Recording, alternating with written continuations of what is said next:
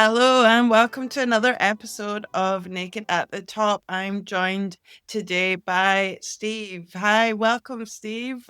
Could you just introduce yourself and the business that you work for?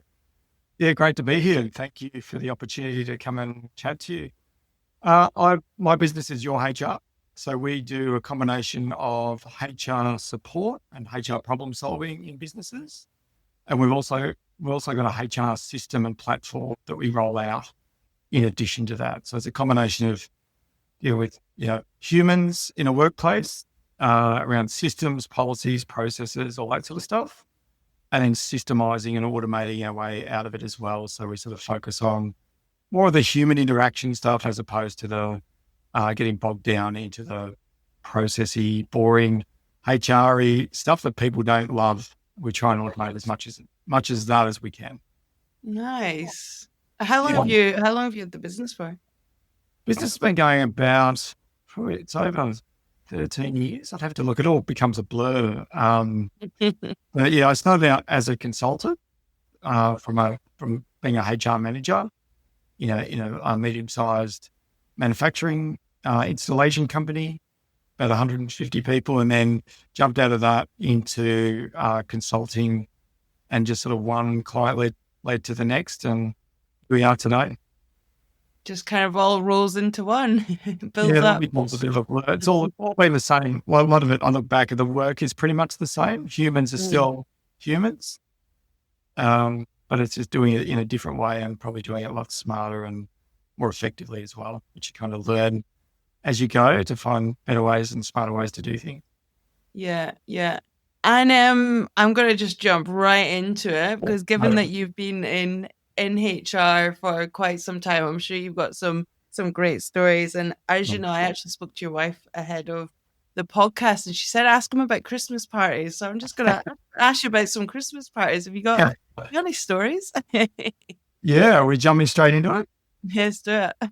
Yeah, and probably generally, you think as a HR professional, you get invited because we've got lots of clients, you get invited to the Christmas party and you go there and you're like, I'm sort of still on duty, because there's almost a rule. If there was a formula, the more restrained the type of work, so probably accountants fit into that example.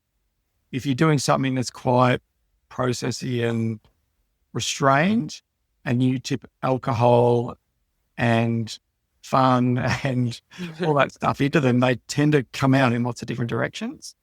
And they're always, there's always like a ratio. The more constricted the workplace, the more controlled the workplace, stuff gets generated at Christmas parties. It's a combination of alcohol, pent up conversations, and the truth just bubbles out of people. And it's not the truth. Sometimes just ridiculous behavior.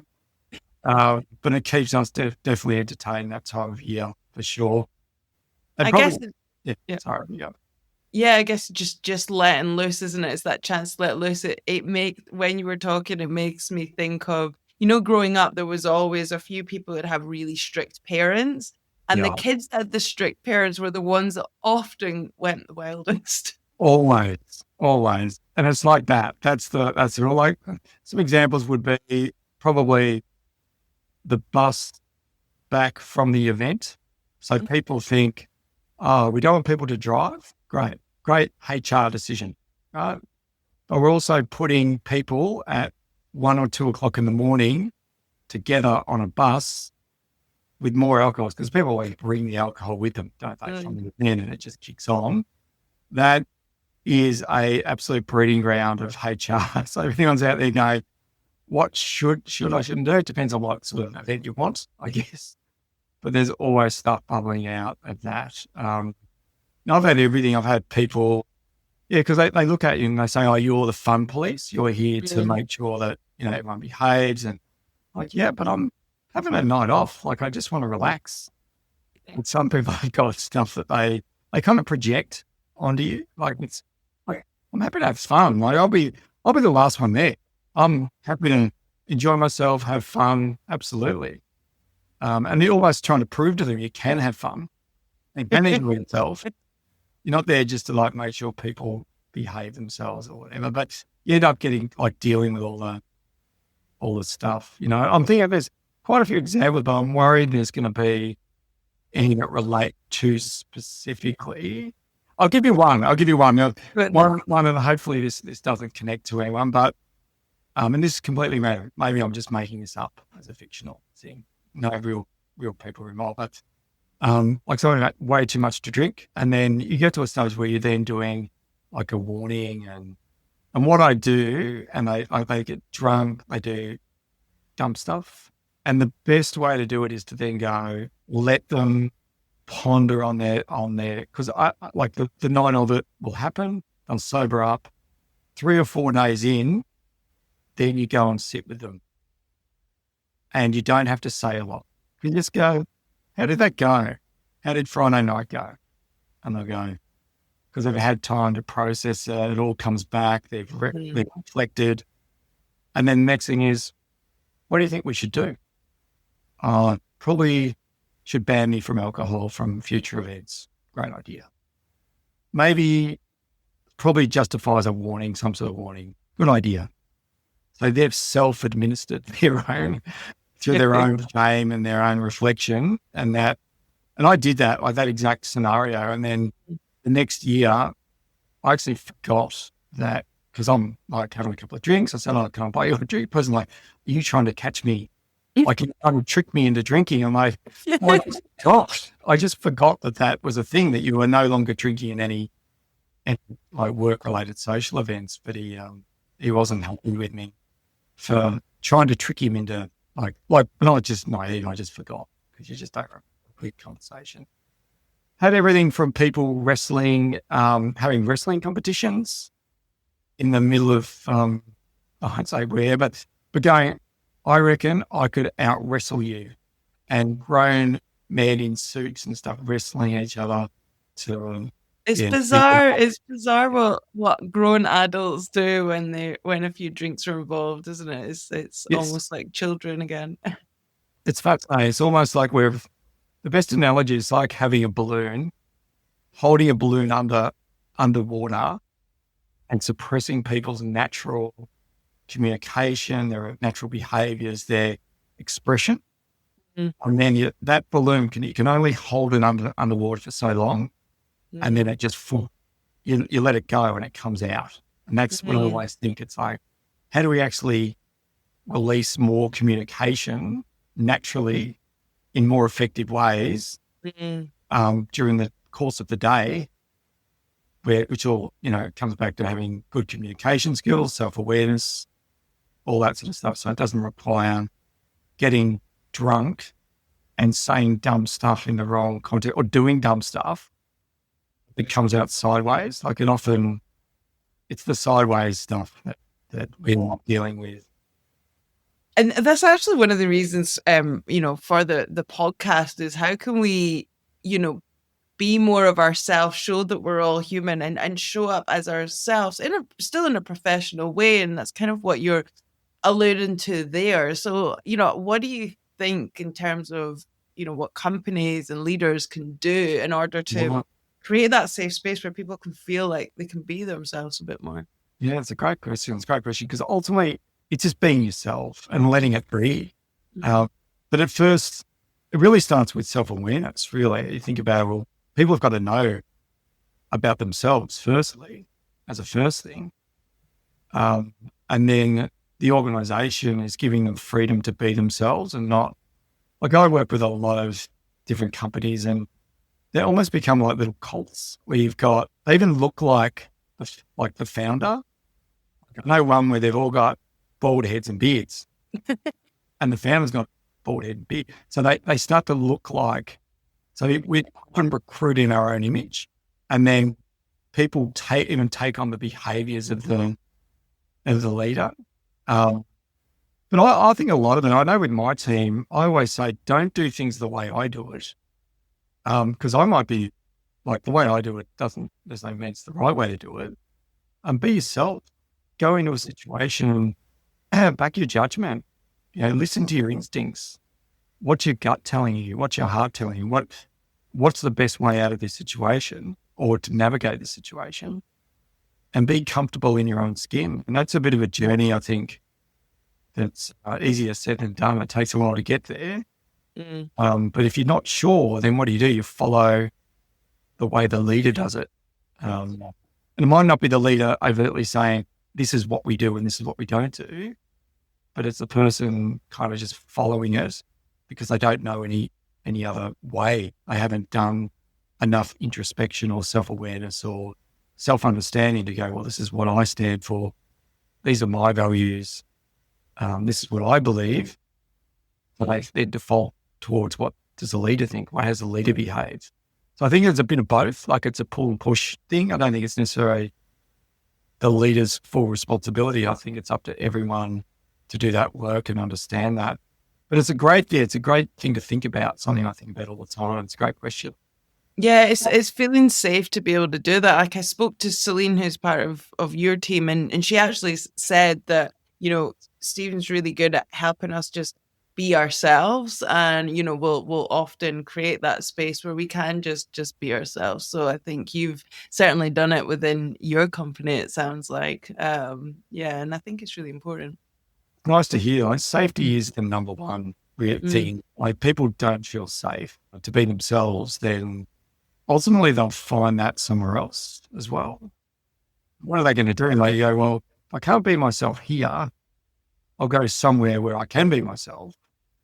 And which is why we end up setting up our own businesses. Because, which is me, it's like, take it or leave it. I'm going to keep working on myself. Like I'm not far from perfect, but this is me, but I'm not going to morph into something that you want me to be because it's so much work. It's just constant effort, isn't it? You would have had that as well, like coming from previous roles where you have to fit yourself into a box, but you don't actually fit. Absolutely. And you actually, because I did, and you actually start losing sight of who you are, because you're like, if you morph into all these different things, you're like, oh, wait a minute, who am I? And then you've got to kind of unpack that. But when I did speak to Celine, she described you as very quirky.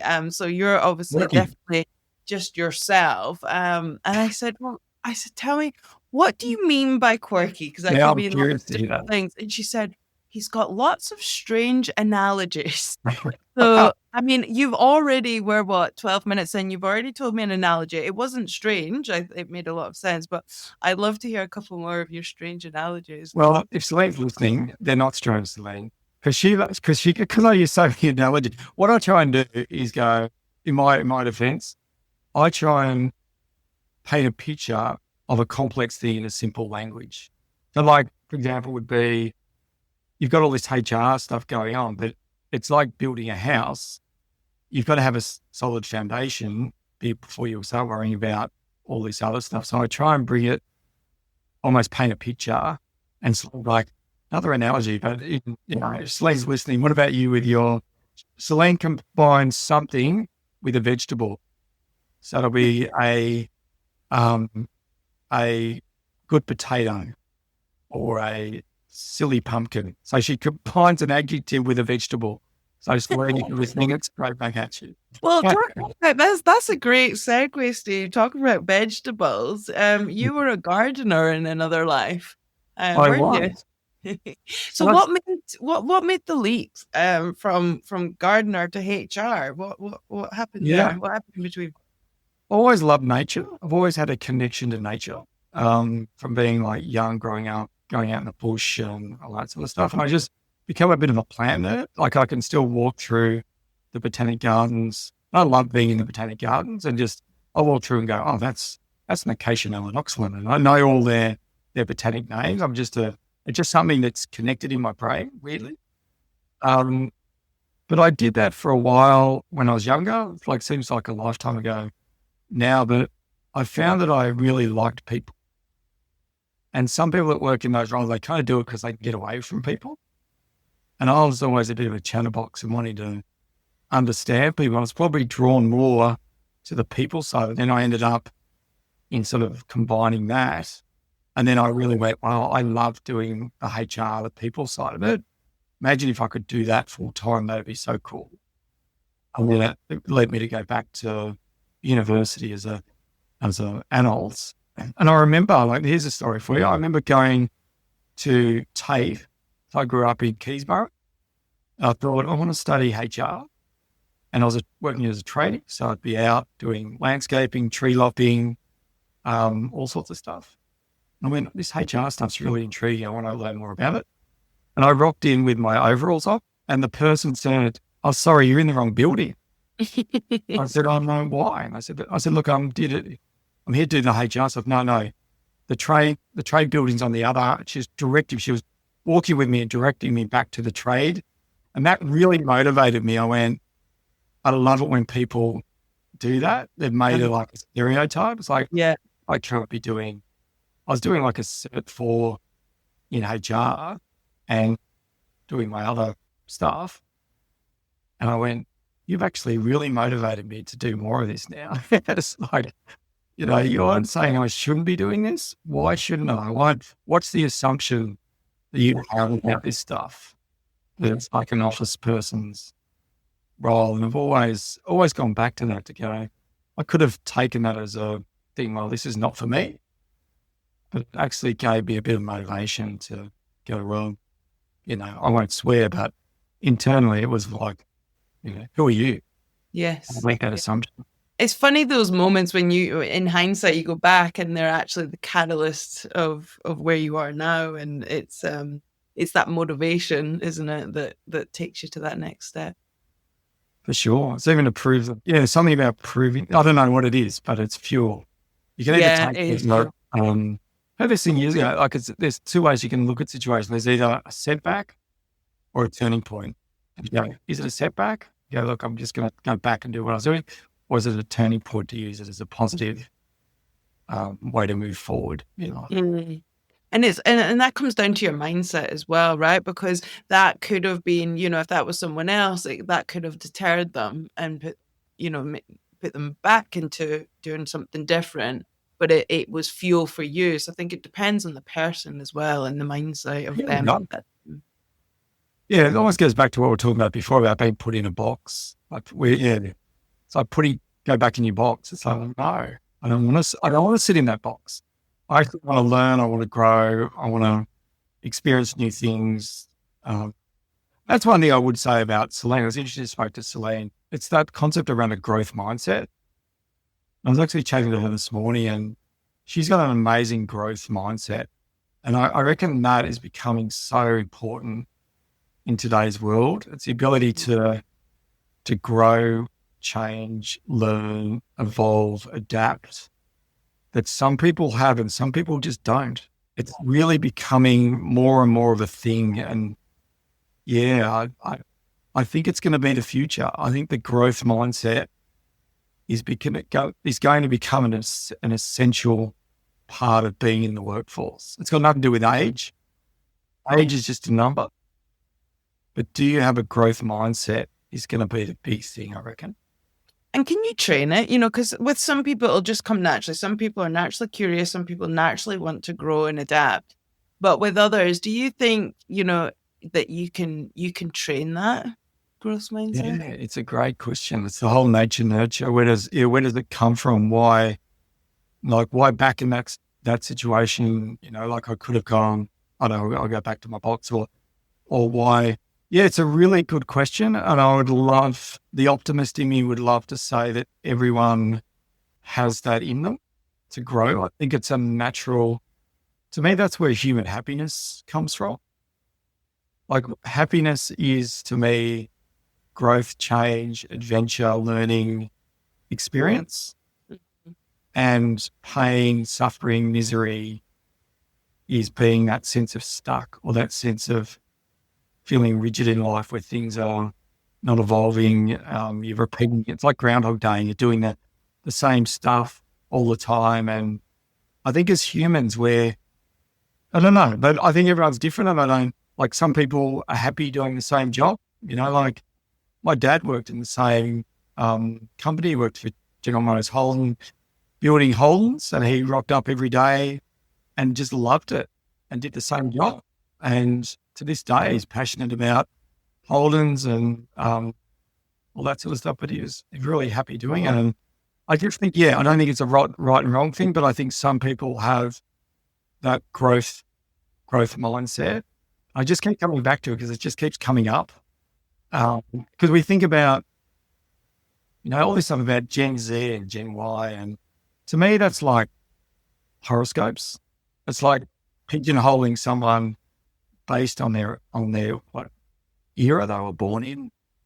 I think I think people are much more nuanced than that. I've always looked at that stuff and gone, because I'm Gen X, does that define me as this personality? It's like saying, well, I'm a Scorpio. Does that make me? It's sort of like a simplistic way of trying to define people. Agreed. Although I am a Scorpio and I do live up to the Scorpio trait. Right. Yeah, which is what you have the sting in the tail-ish. There's a bit of fire in me, yeah. Don't cross me, Steve. I'll remember that. I think having done this work for a long time, I really think we need to reframe that concept of, are people, do they have a growth mindset? And are you prepared to learn, change, grow, do the introspection, do the work? I work with some older business owners, and some of them are just like, they just can't keep up with it.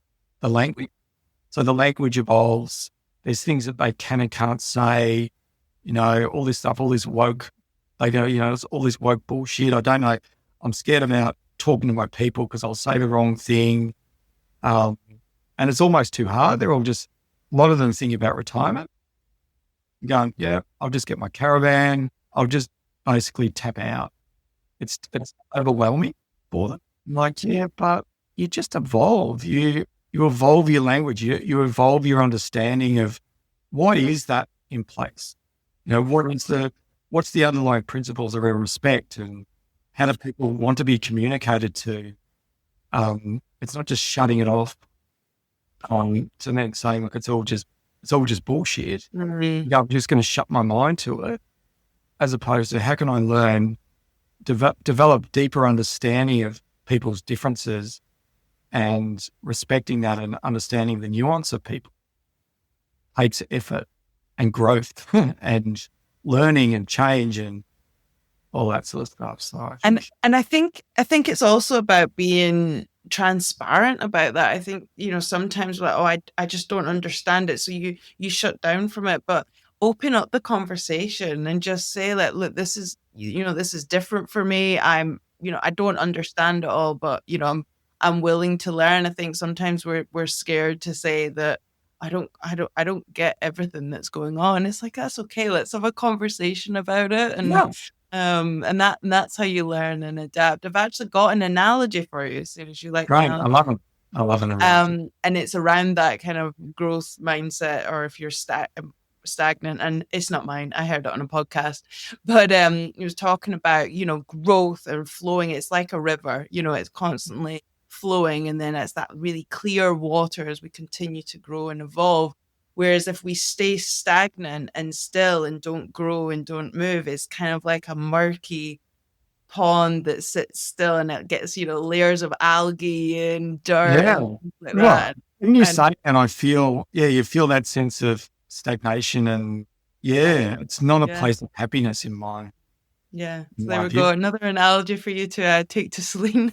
Celine will love it. I'll ring her after and say, it's all about a river for me. She'll go, what are you calling that? I'll wait with. So going back then, so you moved from gardener to HR, and then Fiona, your wife Fiona, was telling me that you actually, when you were in the backyard when you dreamt up the idea of your business, which I really like, given that you were a gardener and you were in the backyard. So can you take us back to that moment when you were in the backyard and you were thinking about your business? Like what was happening? What was going on in that mind of yours? I'll have to go back into that mindset. It was probably coming out of being a HR manager in a really challenging, a lot of moving parts, amazing business, and working really closely with the owners of the business and getting mentored by them. Like, it wasn't obvious, but I kind of watched for probably 6 or 7 years around how to run a business. So it was really everything you could imagine that gets thrown at a business with 150 people out. And you've got a combination of manufacturing people. You've got the whole cross section of humanity. You've got the operations people. You've got the middle, you got the admin people, and then you got the owners of the business and there's the whole dynamic and the mix between all that. We had every scenario thrown at us that you could imagine, from safety issues to people issues. I just felt like I'd been to war almost, and I felt like whatever anyone threw at me, I could deal with it. I'd be like, yeah, I know what to do. And the owners of the business, I got to a stage where I just wanted to consult, and they were really good in terms of opening up an opportunity and said, Steve, we don't want you to go. And I said, well, what if I worked 4 days a week and I keep doing what I'm doing, save you day, I'll pro-run it with salary. But in that day, I just had a void, and I intentionally created a void, and I just went out and helped people. I remember going out and talking to a guy that had a catering business, and I said, I'll do your HR stuff. He's like, what's that?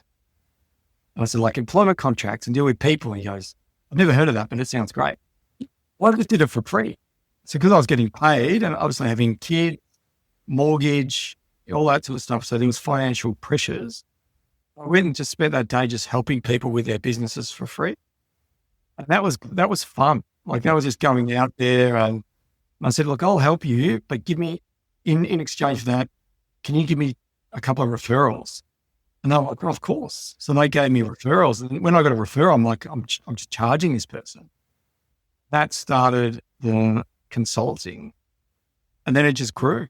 And it grew to a point where we're now putting in a full-time HR manager, and we still do work for that company. Fiona actually still does first aid training for that company. I still know and respect the people behind the scenes, which is Lotus Tools. I give them a plug. They're an amazing business. And the directors of that, and Nick Dickens, who's still one of the owners of that, and Peter Hughes was behind that as well.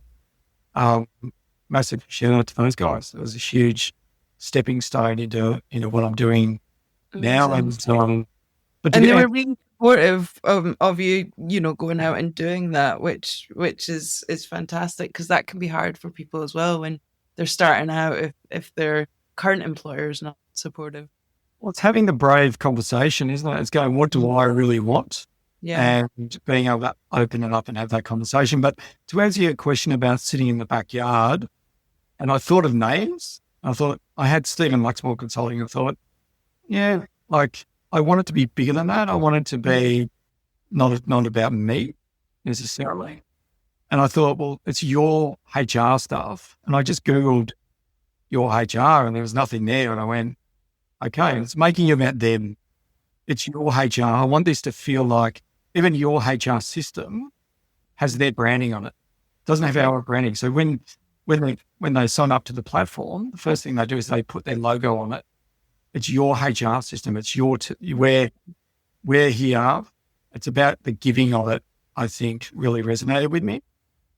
And being helpful and seeing it up way. And that kind of resonated. I thought, well, and then works out pretty well with the Google stuff as well, because you type in your HR team, it comes up because of the whatever's going on in the background of Google.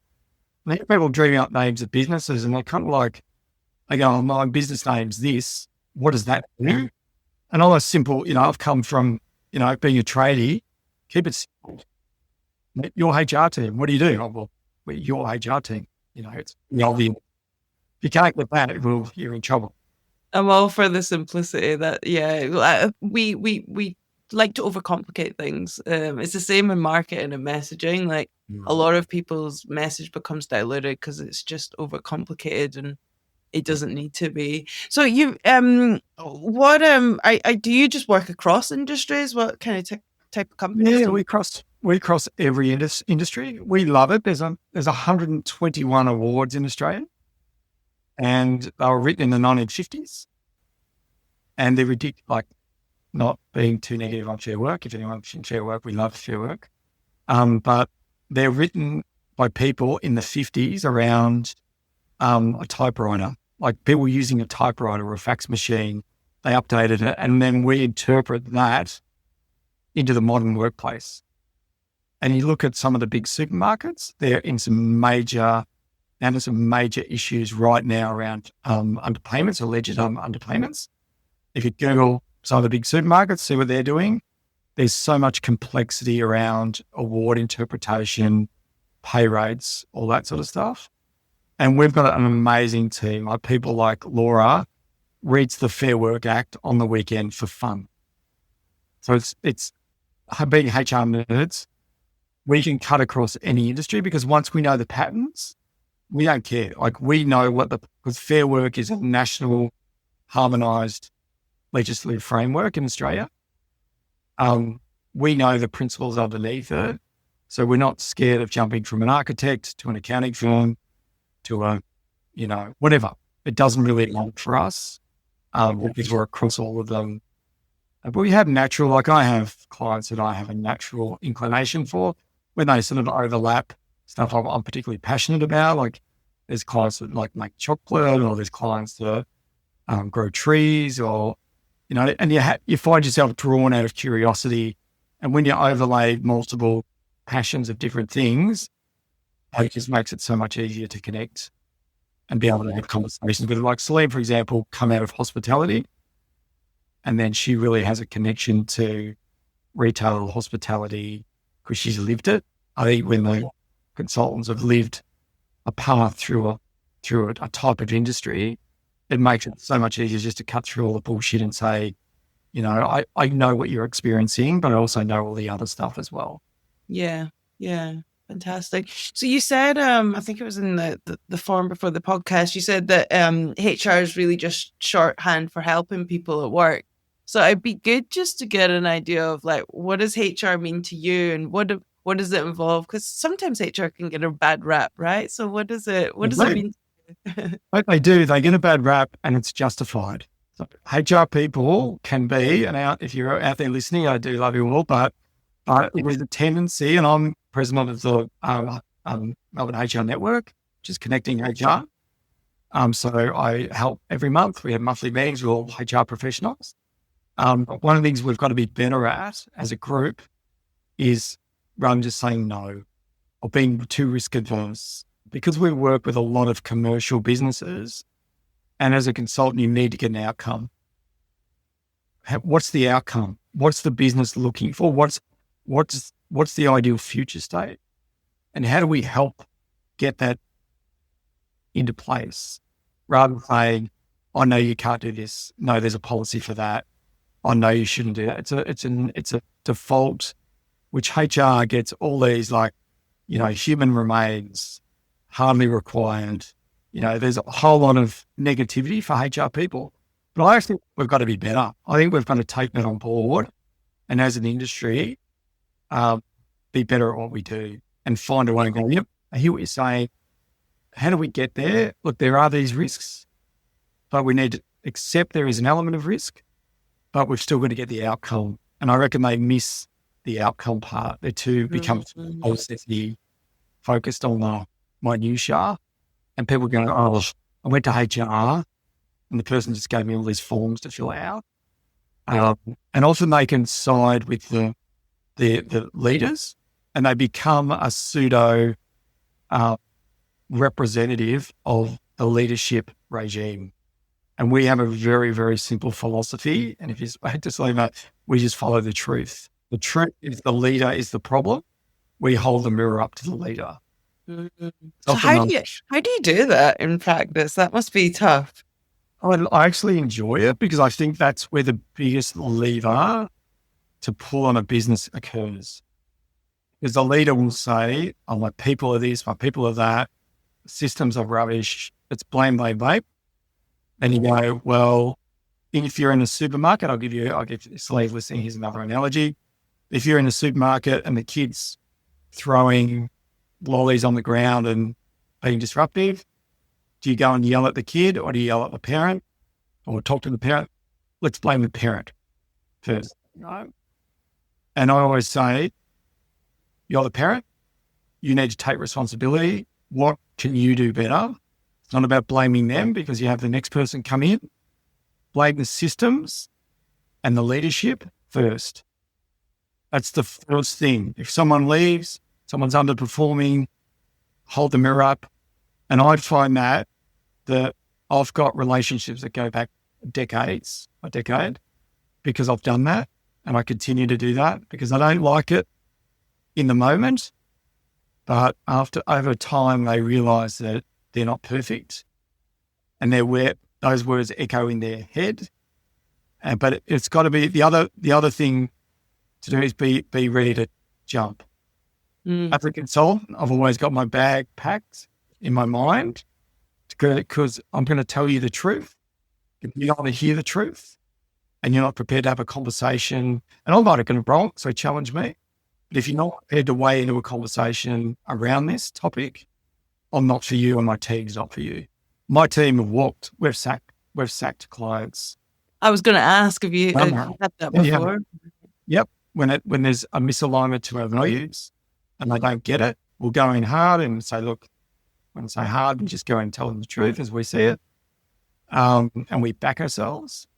And if they go, no, look, that's fine. We go, okay, maybe you need to find another HR provider because you're not for us. And that makes my life so much simpler. Like, our clients are amazing because you end up with better clients. You end up with clients you align with. You don't just sell your soul to, because you've got financial pressures. I've got a team with payroll. Payroll happens every 2 weeks. And there's temptation is, but they pay us this money. That's a trap. That is an absolute trap because it's a dead end street. That's probably the biggest learning for me in the last few years is that the values are non-negotiable. Because I guess you'll get the better outcome, right? Because if you do stick with that client that's not willing to listen to the truth as you see it, then they're not going to get the outcome they want, and then you're not going to deliver the best outcome. So it's a lose-lose for everyone, really. It is. It's not saying we are the bringers of truth. It's not that. Because the truth is often, because we're doing sexual harassment investigations, we're doing bullying investigations. And to me, there's 3 versions of the truth. There'll be your truth, my truth, and the truth. But if we don't talk about it, we're not going to get to the truth because everyone's getting defensive, they're posturing, egos come in. And I think leaders can lack vulnerability. I really love the Brené Brown stuff around leadership is not about being the smartest, loudest person in the room who's got all the answers. It's the person who's prepared to be a bit vulnerable, say, I'm not perfect. How do we work on this together? I think leaders have got, we can say, hey, HR's got some work to do. They definitely do, and I fully accept that. But also from a leadership point of view, it's leaders being a bit more vulnerable and accepting that you're not perfect. You don't have to be perfect. Yeah. Yeah. Have you seen much of a shift, in the last few years with everything about vulnerability and authenticity? Have you seen a shift with leaders, or do you think there's still a long way to go? I'd love to say yes, but people are people. I work really well with women. All my team are women. Most of my friends are women. A lot of our clients are women. So I think women have a natural, and I know, we don't get on gender stereotypes and all that sort of stuff, but I think men have got some work to do around particularly the middle-aged man in a leadership position.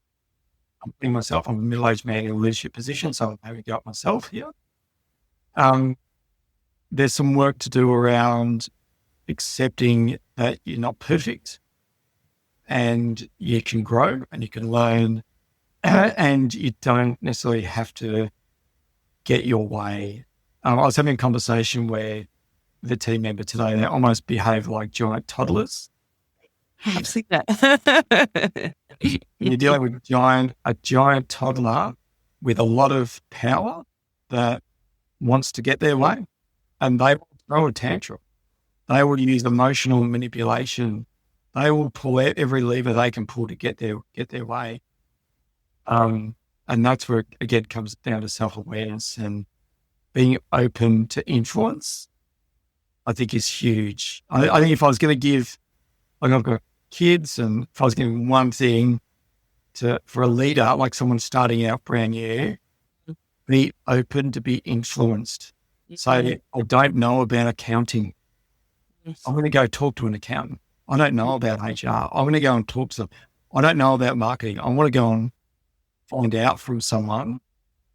I don't have to be the expert in everything. Exactly. And open yourself up to other people, but that takes the vulnerability. So, but if you're not doing the vulnerability part, you're not open. But then it goes back to the growth mindset stuff, doesn't it? So you're not growing. So you're stuck, and then you get frustrated. Then you blame people. This person's rubbish. I can't get good people, but it's not them. It's actually, it's more looking internally. So how have you done that on a personal front? How have you done that over the years to look internally and be able to, you know, stay calm in those scenarios and be open and vulnerable? Do you have practices and things that you do to get there? Yeah, I think the simplest thing or the most effective thing is having people around you who will call out bullshit. People who will challenge you and say, Steve, don't agree. Like Celine going, Stephen, his stupid analogies and all that sort of stuff, I think is really important. I think it's having a combination of people around you that are prepared to challenge you, but also it's doing certain practices that open you up to experience that. I think it's really important. I think there's a combination of I wouldn't put it down to one. I'd put it down to having a range of things that will open yourself up to allow it to occur. And I think if I was going to pick one, I'd say people around you that are prepared to tell you the truth, challenge you and confront you over things, and then, but then not punishing them for that. So leaders, HR people can do that. People can tell the truth in the organisation, and they're doing it at their risk. They're doing it at a personal risk because they've got to go and find another job. Yeah, it comes down to having that safe space to feel like you can do that as well. Yeah, this has been a really great conversation, Stephen. We're coming towards the end of it, and I always do a quick fire round before the last question. So we're on the quick fire round now. So just first thing that comes to you. So what's one value you'll never compromise on? Yeah, it's a good question because there's a few. You got to pick one. Well, I've actually got I've got a couple on my arm tattooed on there for a reason, but for me, what I've got on my left arm, which is sure.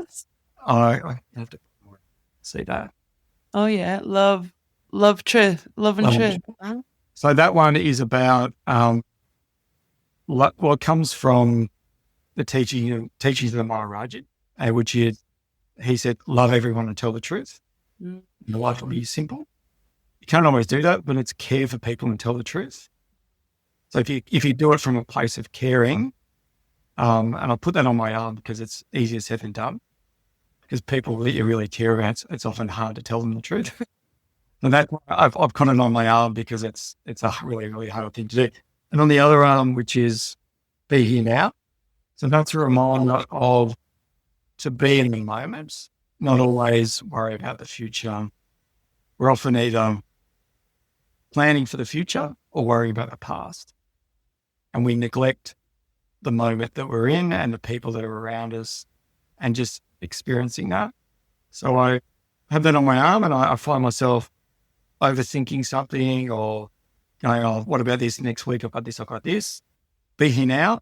And just it's a really simple way to connect my brain back into the present moment and life will be fine. So they're absolutely non-negotiables because I've got them tattooed on my body.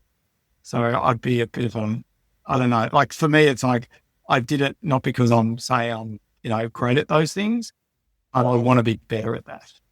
It's a great reminder. Yeah. It's a reminder. It's really hard. It is really hard to stay present, but when you are present in the moment, actually you can't really be anxious or anything when you're just in the moment. I don't know if you read The Power of Now, but that book coconut toll. Yeah. No, I'm real glad. I've done a lot of reading in all this stuff. I've read heaps of it, and it comes down to those principles of living in the moment and not worrying and reminding yourself, as you say, it becomes a reminder because life is fine. Like in the moment, you think about I had someone come up to me and go, oh, there's so much going on in the world and there's this stuff in America. And there's obviously, but hang on, stop, breathe. What's happening around us? We live in a beautiful country. We're in a beautiful space. It's happening here because we get so much stuff from social media and the negativity from news and all that sort of stuff that it's focusing on what the positives are and what's around us and the people around us as well. Absolutely. It's one of the reasons I actually don't read or watch the news, which shocks people, but it's just not good for my mental health. And I figure if something really serious is going on, someone will tell me. So I'm trying to wean myself off. Yeah, I'm still hooked on a bit of news. I watch a little bit of it, but I'd love to get to that space where if it's that significant, someone will ring me and say, Steve, you need to evacuate your building or whatever, because how much of it do you really need to know? Because how much can you control? I was having this conversation with one of my team members today around, there's a really cool concept in Buddhism around what you can control, what you can't. And it's four things. And the four things are being aware of what we think. You can't change what you think because your thoughts will just happen regardless. So being aware of what you think, be aware of your emotions. You can't change what those emotions are, but you can be aware of them and what you say and what you do. That's it. And you got four things to worry about. So I try and in the morning I get up and I go, I got four things to worry about today. I want to be aware of what's going on inside me and what I'm experiencing, but what am I saying and what am I doing and what other people do. I think Mel Robbins is good with her let them. Yeah, theory. I've read that one too. And I actually gave it to my husband to read, and he's not her target market. So when he was reading it, he was like, oh no, he was like disagreeing with loads of stuff. But then the other day he said to me that he actually quoted it at work. I was like, well, something went in there. Well, it's such a good, but the other part that people miss is the let me. And she said this, Mel Robbins had said, let them, which is about just let them do their stuff. But people always forget the next part of it, which is let me respond in the way that is aligned to my values. It's the way I want to respond. I'm going to show up the way I want to be. I want to be myself, what we were talking about earlier. I'm going to be myself within the organization. I'm going to take that risk to be myself. I'm going to let me respond. And people always, it's all about let them, but it's then what about let me respond? I really like to remind people of that because it's almost like can be let them be a dickhead or let them do dumb stuff or let them. I think that can be, I don't know, like it's kind of like not taking power back in the situation. Almost like a victim thing without the other part. I think the let me part is actually the more important part. And when my husband was like, but wait, this, and I went, just wait till you get to the let me part. Just read the damn book.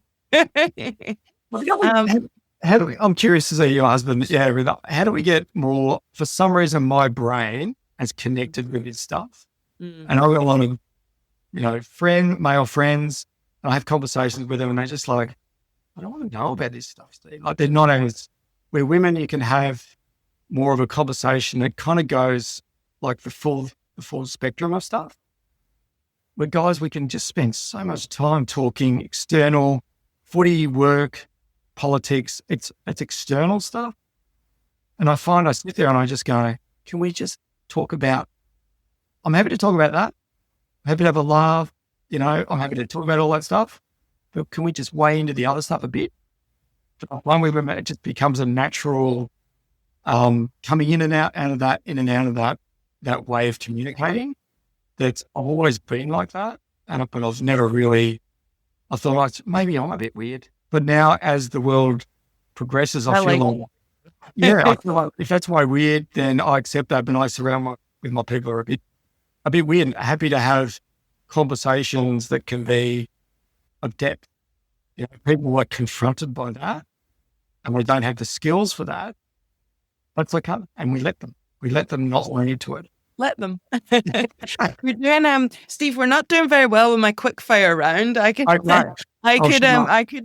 speak to you for hours on this stuff because it's my jam. But the next question, best analogy you've used recently. There's so many. Maybe I should ring Celine and say which one's the most annoying. Probably the one that comes up, and I'll actually use this one yesterday. Someone was going through a bit of a challenging life situation, is the analogy of the surf beach. I think of the waves crashing. So that's our emotions, drama, life. There's always going to be waves in a beach because that's being human. But within a surf beach, you can dive in under the waves and it's calm and it's always there. So there's a sense of calm that we forget. So it's diving in, but when you dive down underneath the waves, you can still feel the currents and stuff move, but you look up, you can see the waves, but you're not getting smashed around by them. I love that. It's all the calmness is all within us, so we just need to explore that. Love that. It's always there. It's always there. Next one, comedy, meditation, or music. What's your go-to reset? I think all of those. I think finding a way to laugh. I think you and I share a thing around like Billy Connolly, and like I grew up loving Billy Connolly because he was just being himself. He was just telling stories about his childhood and him growing up in the shipyards growing up in a working class, grew up in Dandenong as a tradie, and like him growing up in that environment. And I think the whole soup of it, I think, not taking life to zero, having a laugh is the cure, even in the most darkest of situations. And Fiona will testify to this. I will find a way to make a joke of even the darkest, most challenging conversation in a way that hopefully doesn't come out bad, but it's just a reminder that it's, it puts it in perspective. But to me, probably humour would be my number one, because I think it's just at a human level. I know you and I had that conversation. At a human level, it just cuts through and just calms the situation down so quickly. It's probably the sharpest, quickest way to cut through and just settle a really complex, difficult situation down. I think that's why I love dark comedy so much. I'm a huge fan of dark comedy when done well, because there's always lightness in darkness. Yeah, there always is. But we get caught up in using my analogy, caught up in the waves, but it's hard to see the comedy in that. But there always is. If you step back, it's stepping back from it and seeing it from a different perspective. But I think meditation, all that stuff is all good and something that I practice. I've got my Buddha there in the background, and that little book is Thich Nhat Hanh, which is a Vietnamese monk. He does some amazing stuff. And also, there's some other stuff which is Hanuman, and the Hindu stuff is pretty fascinating as well. For me, it's like opening up to, I don't have a religious, so probably more on the curious about what all that is, but I don't particular thing. I've grown up in a pretty agnostic setting, but I've definitely, as I'm getting older, I'm realizing there's more than meets the eye with all that stuff, which is probably a whole nother conversation. We're very similar. We're gonna have to have a part two, Steve, because I've got a similar mindset around that too. All right, last one. What's something that's overrated in leadership? Overrated in leadership. It's probably all the status. If anyone's walking around with status at the moment, so status might be things you don't even realize that you're doing. So it could be the office, the way you dress, your car. It's artificial. It's an illusion, because it's not about the actual respect or the genuine respect you're getting. You're leveraging artificial status. It could be a title. You think of amount of leaders that put on all this stuff. I'm going to get the office. I'm going to get this. I'm going to get all this status stuff. That's probably the biggest one for me is cutting through that bullshit and just getting back to the realness of it. And I think the way that the world's going, like you look at social media and things are becoming a lot more democratized and all that bullshit is starting to disappear. But getting more of that is, I think, would be a good start. Yes. Yeah. Yeah, fantastic. Well, I always have my final question is always, I like to see it as a gift to the listeners. So I pass it on, if you will.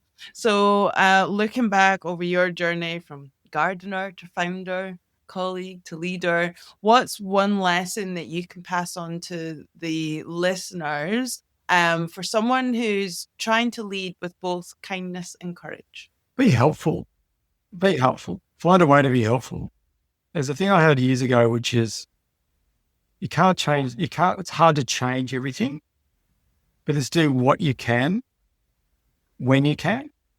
Like like within your own power, do what you can when you can. And the other part is while you can, because you never know what the future holds.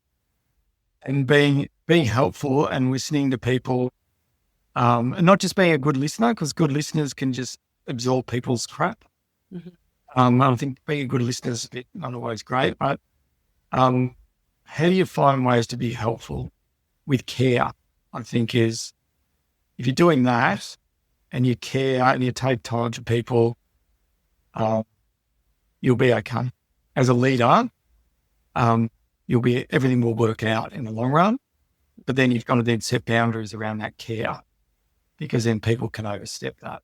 And then you've got to know what your boundaries are to limit that care that you offer as well, because you can't care for every situation and every problem and every person, and you've got to do it in a way that's not damaging on yourself as well. Yeah, you got to care for yourself too. Self-care.